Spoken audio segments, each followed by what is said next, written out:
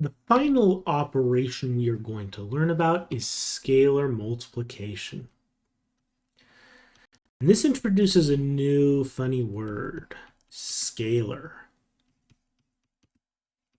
Now, before we dive into what a scalar is and what scalar multiplication is, I want to emphasize that we are not learning about vector multiplication. If I have two vectors and I do u times v, this is not defined. Okay. Similarly, if I divide two vectors, this is not defined. So we will never do this. Now, we will eventually do something that's like vector multiplication, and so we call it a product. In fact, we learn a couple operations that are kind of similar to multiplication, and so we'll call it the dot product and the cross product.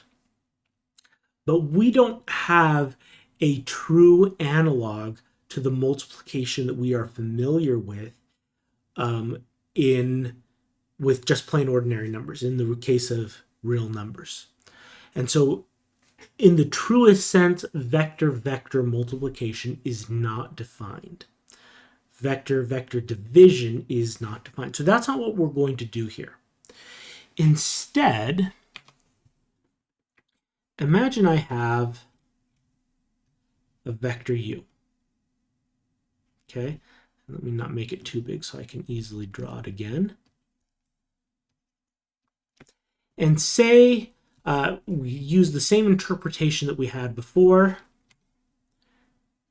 of going from one point to another point. So one position to another position. Vector u represents the change in the position. Now let's say I travel by the same distance again. So vector u again.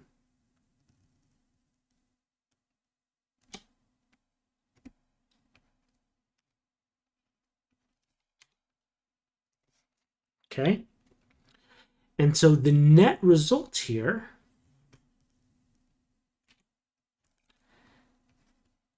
from what we know about vector addition, we get vector u plus u. Okay? Or we can call this vector 2u. Notice that vector 2u is twice as long as vector u because I'm just applying vector u twice. In essence, by multiplying vector u by 2, I have scaled vector u. I have made it 2 times as long as it was before. And so we call this number, just a single number all by itself, not a vector, we call it a scalar.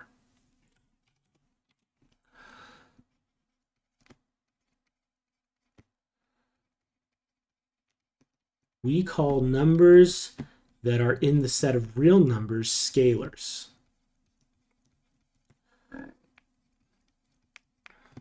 When we deal with vectors.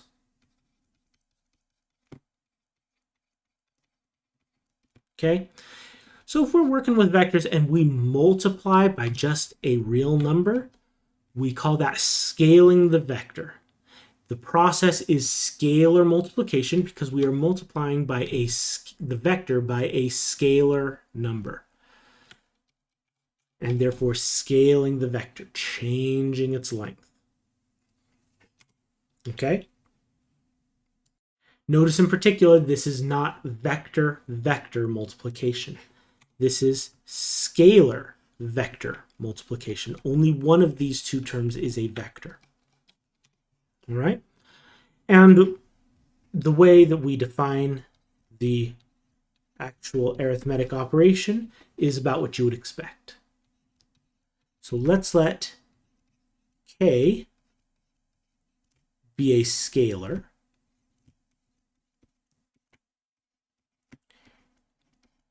And v be the vector v1, v2, all the way to vn, be an n-dimensional vector.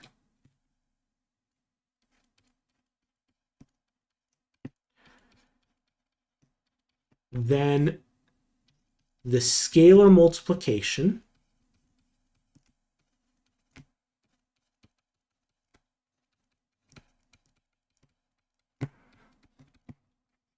of k and v is defined as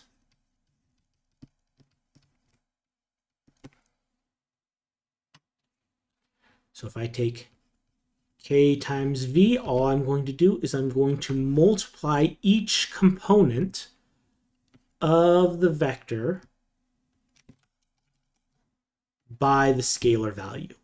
So the first component gets multiplied by the scalar k, the second component gets multiplied by scalar k, all the way to the last component.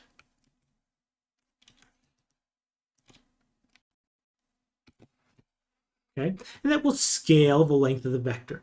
Notice in particular, the new vector will be pointing the same direction.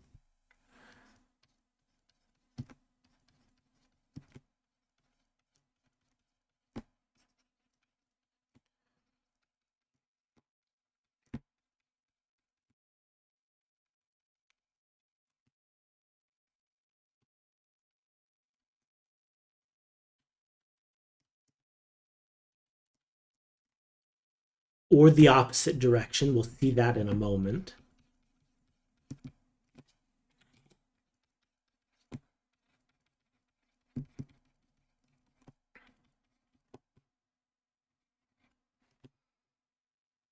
If k is negative as vector v. Okay. Also, if we're multiplying by 2, then how much longer is our new vector compared to our old vector? Well, if we're multiplying by 2, it's going to be twice as long as before, right? So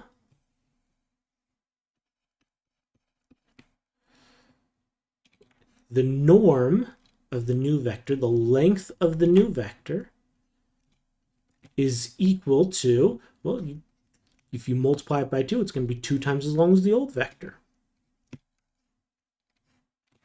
Okay? If you multiply it by a half, it will be half as long as the old vector. So the length is just scaled by the scalar. Okay? Now, actually, I need to make a little adjustment here. It's actually the absolute value of k. Again, that's the case if k is negative. Right? But generally, if k is positive, you're just scaling the length. All right. Now let's talk about that special case. What happens if k is negative?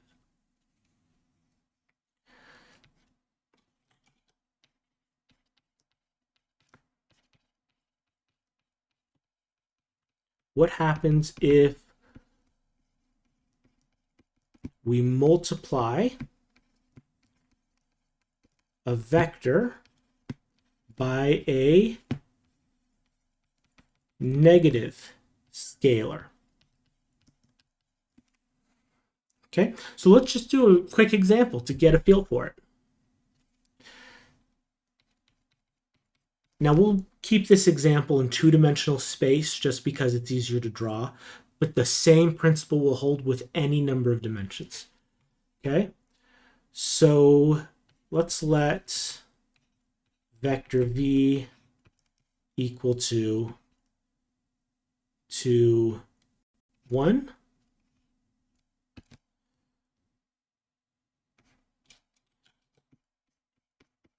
Then if we take vector v and multiply it by a negative 2,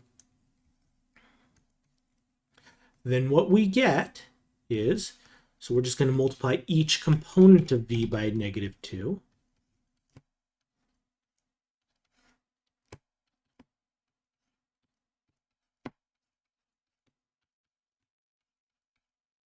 Okay, multiplying each component of v by that scalar. We get negative 4, negative 2. So let's draw my old vector and my new vector on the same coordinate axes. See what we get. Okay.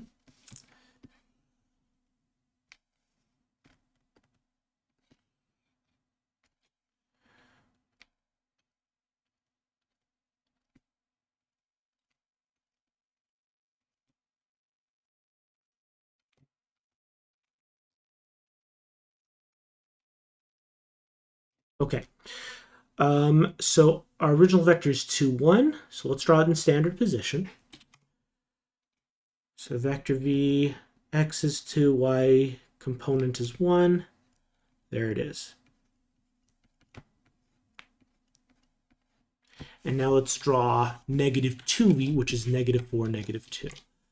So I will go negative 4 over in the x direction, so 4 units to the left, and then 2 units down. So that's negative 2v, which is the vector, negative 4, negative 2. Okay? So notice in particular,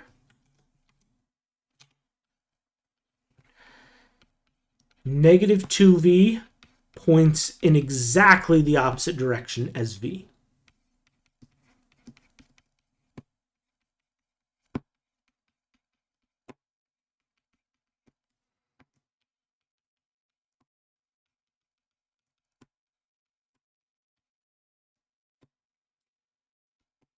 Okay, that's the negative part.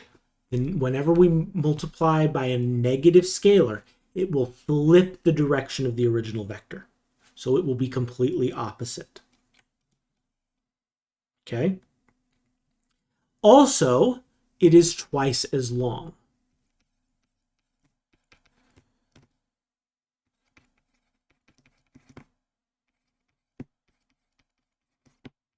It has twice the length, twice the magnitude. Okay, that's the 2 part.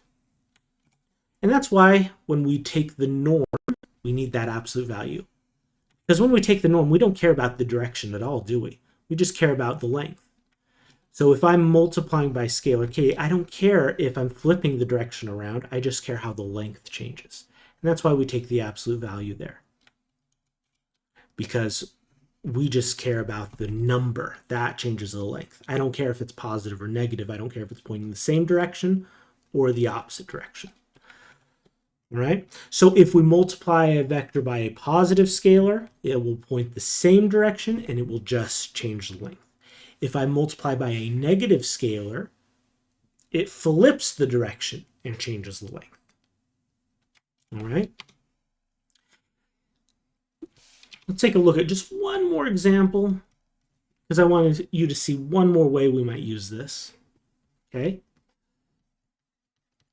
So let's let vector u, and again, I'll limit myself to 2 dimensions.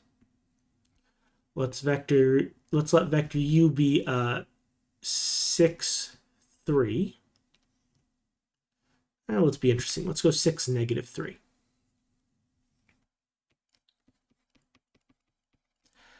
Find u over 3. Okay? Now, this is interesting because we've defined scalar multiplication, but not scalar division. When we see this, what we should think is we should think 1/3 times u. We'll often write it this way just to save ourselves a little bit of writing. Mathematicians are a lazy bunch, so we want to get as little writing in there as possible. Okay? But these two things mean the same thing. All right? So when we see this, we mean this. Notice you will never divide by a vector, even if there's a scalar on top. So if I had 3 over vector u, that doesn't make sense. You cannot divide by a vector. So if there's ever division, it better be a scalar down there. Okay? So u over 3, which is 1/3 times vector u. All I do is I multiply each component by 1/3, or divide by 3 if you prefer. And so I get, in this case, 2, -1. Right? So if I draw them together, if I draw my two vectors together, x-axis, y-axis, 2, 3, 4, 5, 6, 1, 2, 3, 4, 5, 6.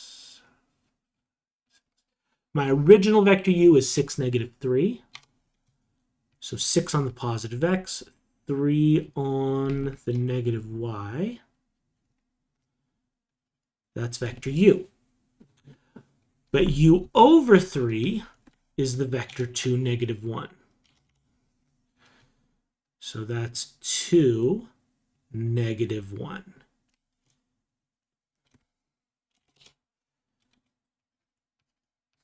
Notice it points the same direction as the original vector u, because we're multiplying by a positive scalar. Notice it is a third as long as the original vector u, because we multiply by 1/3. In fact, if I drew 3 of these, over 2, down 1, over 2, down 1, I get the original vector again, right? So it's a third as long as the original vector.